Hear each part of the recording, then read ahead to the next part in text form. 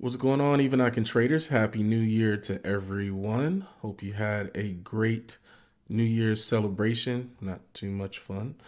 Um, Wanted to talk to you today about my last trading day and kind of catch you up on a couple of things, couple of updates that I've been working on for my trading.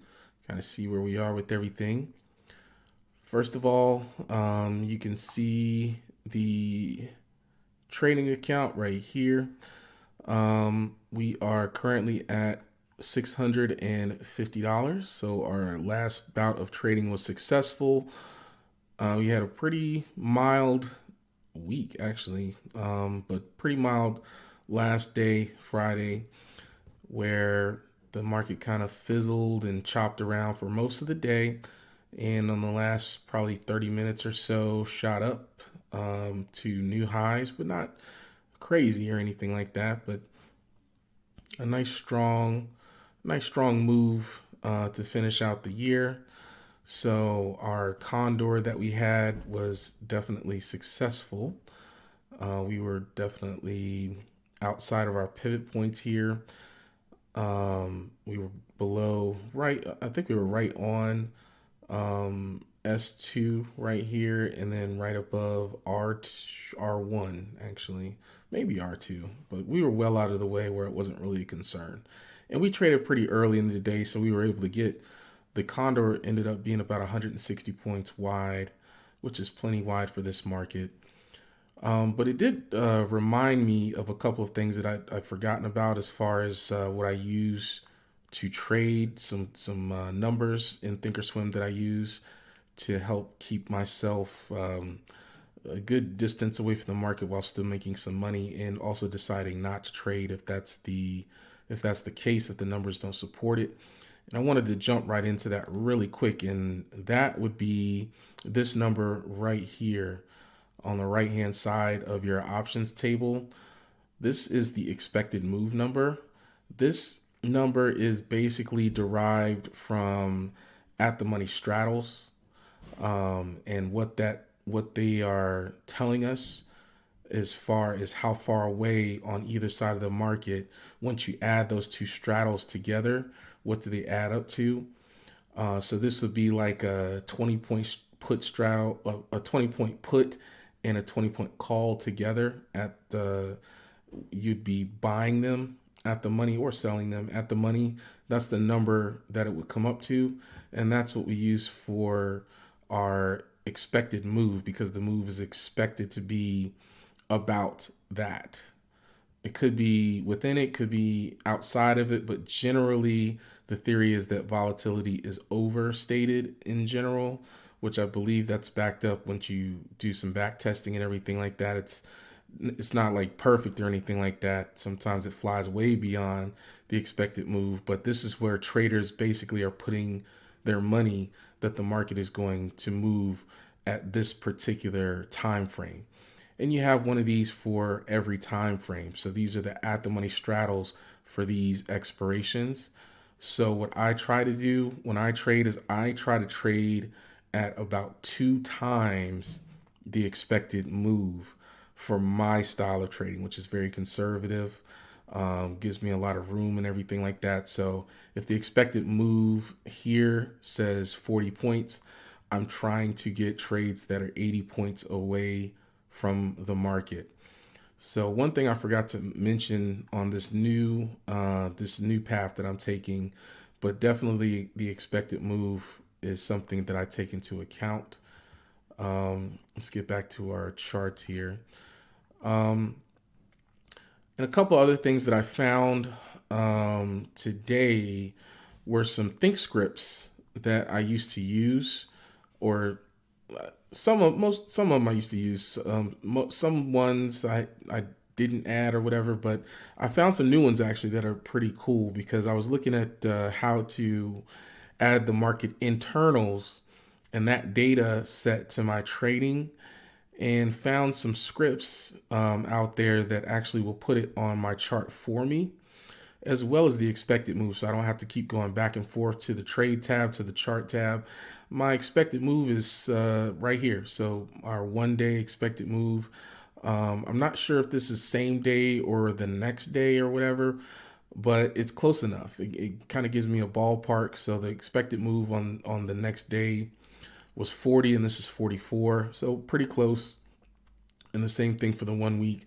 This expected move is a little bit higher than the other. When I go back to the trading tabs, these expected move numbers are going to be a little bit higher, which is fine. It's more conservative. It gives me kind of like a ballpark, and I'm really mainly only going to be using this one anyway, unless there's a roll involved or something anyway. So this is pretty cool to have right on my chart. Also, this down here, I found from a guy who'd been working on this particular indicator for it looks like years.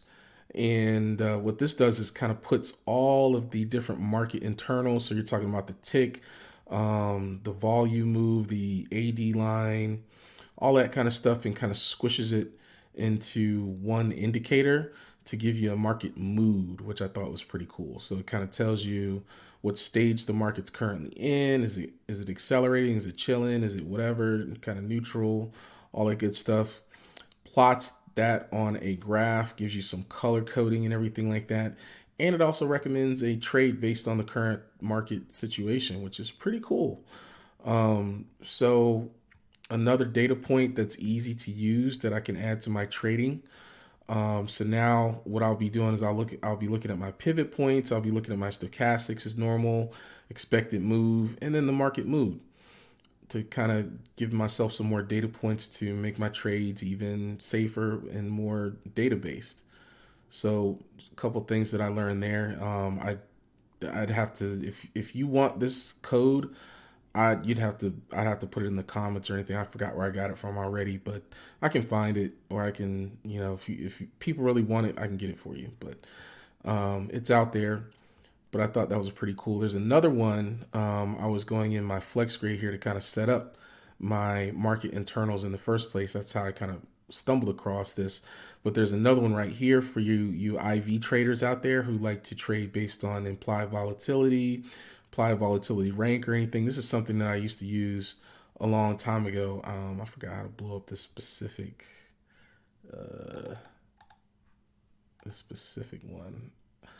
Maximize. So there we go. So I used to use this a lot to identify areas of higher volatility, which usually means juicy premiums, but I kind of learned the hard way that it also means literally what it says, which is higher volatility. So your juicy premium can get punched in the face pretty easily if the volatility is way up here. So you got to be careful.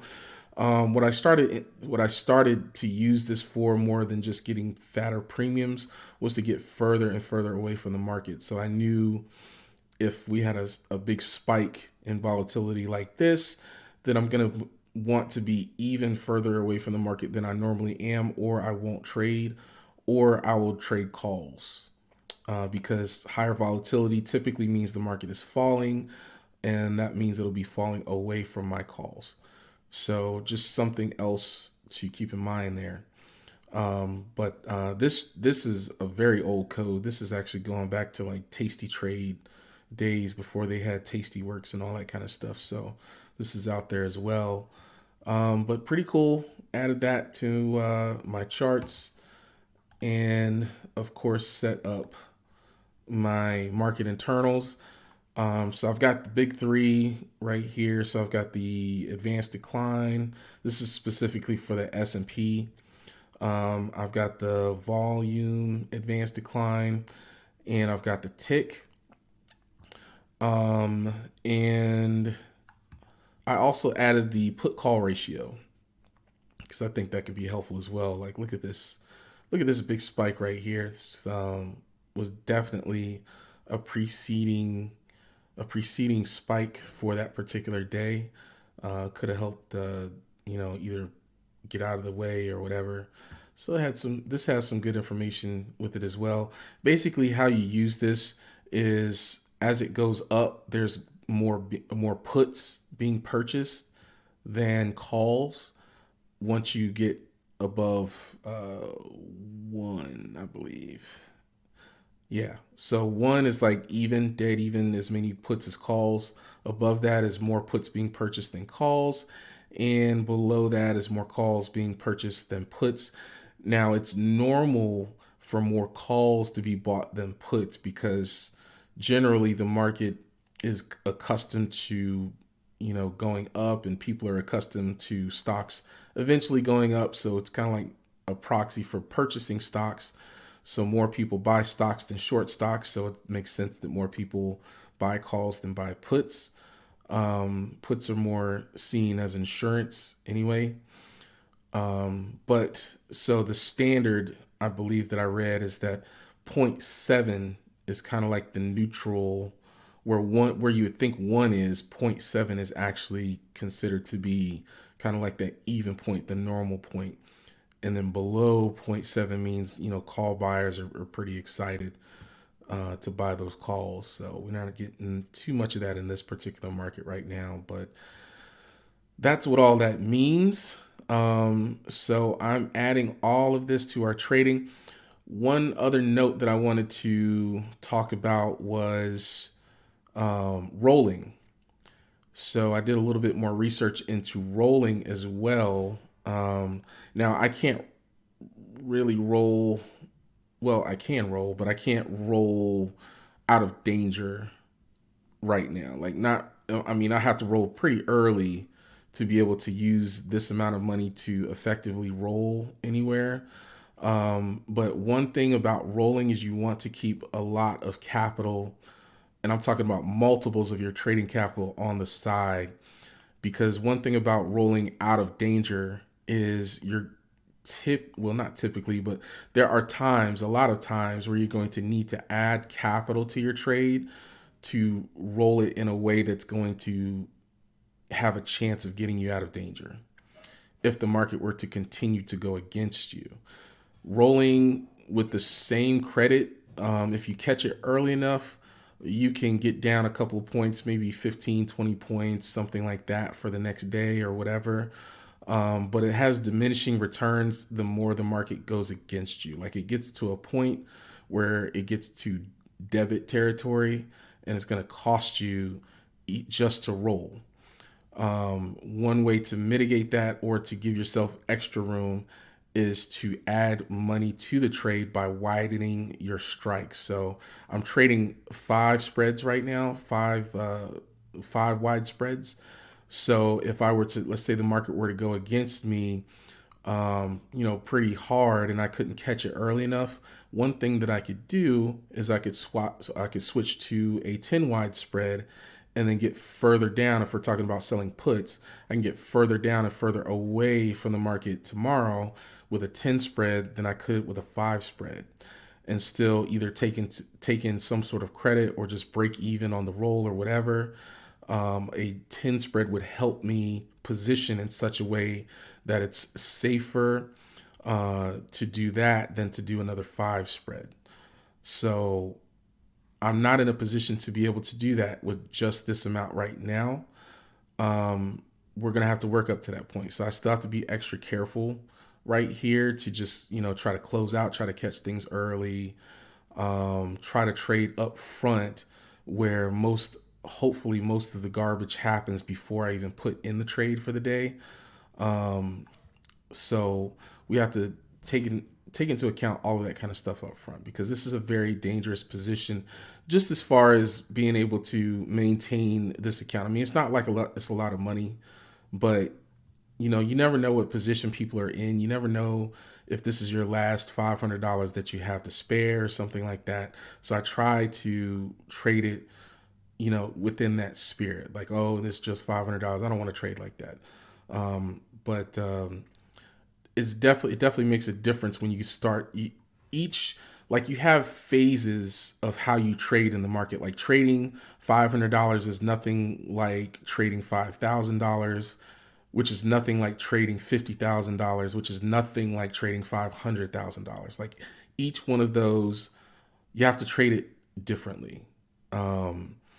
You can't just scale, like, linearly. Like, you can't just take, like, this. Yeah, you can risk all of it, 100% of this, and it's not going to kill you. Hopefully, if it is going to kill you, you probably shouldn't be trading at all yet.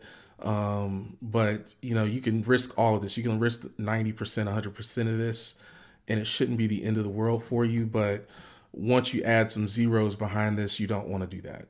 You don't want to do that, but it does give you flexibility to be able to get out of trouble and stay alive. Where this, if the market decides, I don't know, something crazy happens in the market and it decides to take a dump, like an absolute dump, I mean, that's it for this account, right? So where you could get out, you could dodge that, or you could buy yourself more time, more space with a larger account where you had overhead, right? So that's why I'm very keen on, in this spreadsheet, I have this at risk number that we're trying to drive down. That's one big reason, because once you drive this number down, it gives you flexibility, it gives you safety, it gives you options to dig yourself out of a hole, right? So I mean, once you get to 10,000 some dollars, you definitely want to, that's not a little bit of money. A lot of people, I think a majority of Americans statistically do not have this saved up, where they can access it, right? So this is not a little bit of money. So you want to start protecting it seriously once you get to that $10,000 number, right? Because you don't want to wipe half of that out because the market decided to slap you upside the head one day. So you want to start driving this number down. I hear, I think I talked about this before when I was going over this spreadsheet, but I hear, people trading with 5% of their account, people trading with 10, maybe 20. But if you're trading with 20, you want to be super, super tight with your stops, with being able to take losses, all of that kind of stuff. Like, you want to get out of trouble quickly, and that's going to cut into your profits, because the market can go against you and fake you out a lot, and you're gonna have to take those L's, because if you're trading with 20% of your account, you just can't risk it, right? So like once we get down, to, I don't know, 70,000 or something like that. I mean, we're still only trading with like 20 something thousand, and we're still in the 20% range, right? Still in the 20% range. So you might want to cut this. Right? It just depends on you. But like I said, once you get down to this greener area, it starts to get like, okay, now we can really seriously do something, and take proper steps to have some good risk management principles put into place. And as the account grows, I'll show you that. I'll try to show you that anyway. How to trade differently with this. But for now, we're just taking these baby steps. We're collecting what we can. I've probably even been a little bit more aggressive than I should be with this money. But like I said, I'm trying my best to just take what I can get and get out, and just grow slowly, grow conservatively, and not take too many risks that we don't need to take, so that we can be ginger with this money. So just wanted to show you where we're at. Coming up this week, we've got our manufacturing number Wednesday, job openings Wednesday, and FOMC meeting minutes Wednesday at 2:00. This is a big one. I really don't want to be in the market for this unless I can get just astronomically far away, because this can cause the market to do just about anything, right? I mean, I've seen some crazy stuff on this, and I don't think this is even the full Fed meeting. But who knows which way this is going to go. They could decide to be a little bit more dovish. They could decide to still continue to be hawkish. I don't know. This can also move the market, but I think it's going to move the market in anticipation of what it means for this. And then on Tuesday, when the market opens up again, I think the market is going to try to decide what they're going to do to position for this. Like, this is just going to drive everything up until it happens. So we got to be extra careful with our trades. Kind of see what the market wants to do before we do anything. Let the day kind of shake out, and then we have to watch out for that last 30 minutes to an hour of trading while they position for the Fed meeting. So this like news, whatever technical analysis and fundamental analysis that you want to do or whatever, this will destroy all of that. This don't care. Like, this is king. This stuff right here, news is king, and it will blow up your account instantly, and you will have no idea what's going on if you don't know or think to look to the news. I've seen it happen to a couple of people, um, and I try to tell them, but this is king, right? If you don't do anything else with your trading, you need to watch out for this stuff, because you can get lucky and survive, by not knowing all the technical stuff, but you cannot survive this, right? If it decides to bomb on you. So make sure that you have whatever news site that you want to look at down pat, saved and bookmarked, because this will make anybody look stupid. All right. So that's all I got for now. Oh, thank you for my new subscribers. I've picked up 3 somehow magically. Um, really appreciate you subscribing. I'm gonna try to make the content worth it. And yeah, if you have any suggestions, you might be smarter than me. I'm just because I'm up here talking doesn't mean I know everything. Definitely comment down below. Always open to feedback, and we'll try to make this good for people that need it. All right, thanks, guys.